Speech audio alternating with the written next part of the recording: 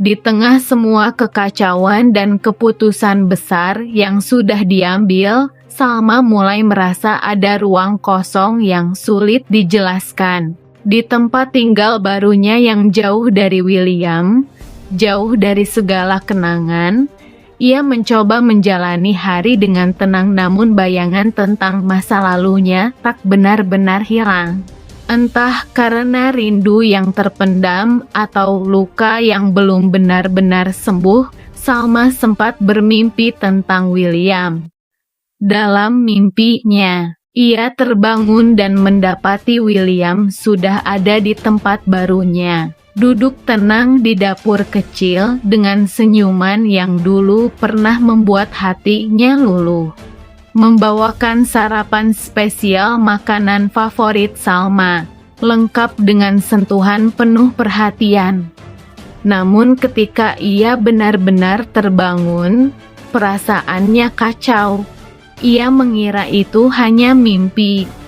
Tapi betapa terkejutnya Salma saat ia membuka pintu dan mendapati bahwa mimpi itu seolah menjadi nyata. William benar-benar ada di sana berdiri dengan nampan sarapan di tangan, seperti dulu saat ia berusaha menebus kesalahan dengan ketulusan sederhana. William tidak mengatakan banyak, hanya menunjukkan bahwa ia datang bukan untuk memaksa, tapi ingin menunjukkan bahwa cintanya belum mati. Isyarat yang sederhana itu justru mengguncang Salma, karena hatinya sendiri belum sepenuhnya beku.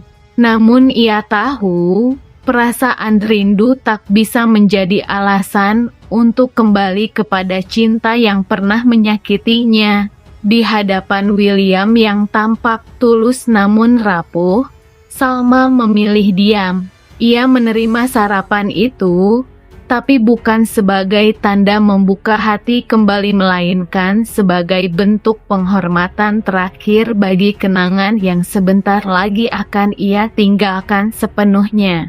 Meski secara lahir Salma tampak tegas dan teguh dalam keputusannya untuk berpisah, di dalam hati sebenarnya ia masih belum sepenuhnya mampu melepaskan William. Ada sisi rapuh yang tersembunyi di balik sikap dinginnya, sisi yang terus berperang dengan logika dan harga diri. Kehadiran William di tempat tinggal barunya, membawakan sarapan yang dulu sering mereka nikmati bersama, membuat dinding pertahanan Salma sedikit retak. Semua kenangan manis yang pernah mereka lalui perlahan bermunculan kembali, tertawa di pagi hari, saling menyuapi, dan percakapan-percakapan ringan yang kini hanya jadi bayang-bayang.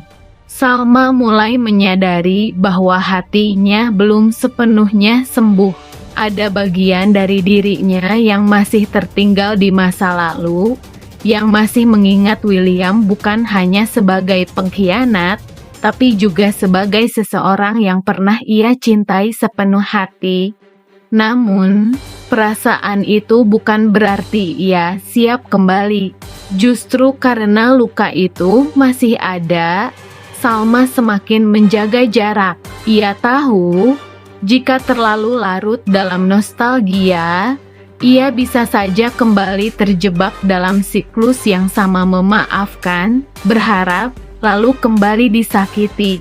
Salma belum bisa move on, bukan karena ia ingin kembali, tapi karena kenangan bersama William terlalu dalam untuk segera dihapus. Dan mungkin yang lebih menyakitkan adalah saat seseorang yang dulu dicintai masih menetap di hati, tapi tak bisa lagi diberi tempat di masa depan. Di tengah kebimbangannya yang belum pulih sepenuhnya, Salma juga mulai merasakan tekanan dari orang-orang di sekelilingnya. Bukan hanya dari William yang terus berusaha mendekat, tapi juga dari keluarga dan sahabat-sahabat dekat yang merasa perceraian bukan jalan terbaik. Ucapan-ucapan bernada halus maupun terang-terangan terus ia terima. Ada yang menyebut bahwa William terlihat sungguh-sungguh berubah, Ada pula yang mengingatkan Salma bahwa rumah tangga tak seharusnya dihancurkan hanya karena satu kesalahan. Bahkan Pak Ridwan, ayahnya sendiri, dengan cara terselubung maupun langsung, kerap menyarankan agar ia mempertimbangkan kembali keputusannya. Tak sedikit pula yang membandingkan keadaan Salma saat bersama William dulu stabil secara materi, dihormati sebagai istri seorang pengusaha sukses dengan hidupnya kini yang jauh lebih sederhana dan sendirian. Tekanan psikologis ini perlahan-lahan mengikis ketenangan batin Salma. Ia mulai merasa seolah-olah keputusannya untuk berpisah adalah sesuatu yang egois dan tak bijak. Namun di balik semua itu, Salma tahu hanya dirinya sendiri yang benar-benar mengerti luka yang ia alami. Orang-orang melihat dari luar, tetapi tak pernah tahu betapa hancurnya kepercayaan yang selama ini ia bangun dalam pernikahan itu. Ia lelah harus terus menjelaskan mengapa ia memilih pergi, dan semakin lelah karena semua memaksanya untuk kembali hanya demi memenuhi ekspektasi orang lain. Di titik ini, Salma benar-benar diuji. Bukan hanya oleh kerinduan yang diam-diam ia rasakan pada William, tetapi juga oleh suara-suara di sekitarnya yang semakin keras memintanya untuk menyerah pada prinsipnya sendiri. Namun di balik tekanan itu semua, Salma mulai belajar berdiri tegak.